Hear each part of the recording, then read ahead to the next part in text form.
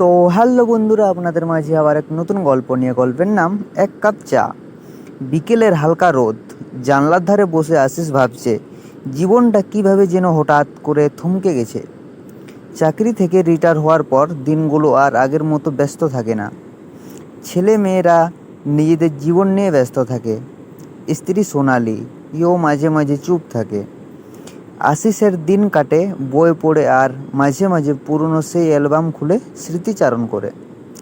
আজও তেমনি একটি দুপুর, সোনালি রান্নাঘরে আর আশিস জানলার ধারে বসে আছে। হঠাৎ মনে হলো আজ আরেক কাপ চা খেতে। সাধারণত সোনালি বিকেলে একবারেই চা করে দেয়, কিন্তু আজ যেন হঠাৎ মনে হলো দ্বিতীয় কাপ চা হলে খুব ভালো হতো। কিছুক্ষণ ভাবার পর সে ধীরে ধীরে উঠে রান্নাঘরের দিকে চলে গেল। সোনালি, একটা কথা বলবো? আবার কি হলো? আজ আরেক কাপ চা করে দিবে? খুব খেতে ইচ্ছে করছে।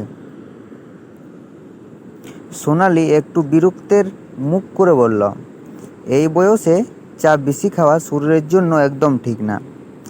জানি, কিন্তু আজ খুব খেতে ইচ্ছে করছে।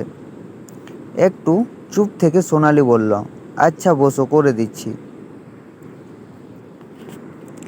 আশিস আবার জানলার ধারে ফিরে আসলো। কিছুক্ষণ পর সোনালির হাতে করে চায়ের কাপ নিয়ে এলো। কাপটা হাত থেকে নামিয়ে রেখে বলল, এই এক কাপ চা হয়তো শরীরের তেমন উপকার করবে না, কিন্তু তোমার মনটা ভালো হয়ে যাবে, তাই তো? আশিস একটু হেসে বলল, ঠিক বলেছ। এই এক কাপ চাই তো সব কথা বলে দেয়। তাদের দুজনের চোখে চোখ পড়ল। অনেক কথাই ছিল বলা হয়নি, কিন্তু এই এক কাপ চা সেই না বলা কথাগুলোর নিঃশব্দ সেতু হয়ে রইল। তো বন্ধুরা, অবশ্যই ভিডিওটি ভালো লাগলে একটি লাইক করবেন।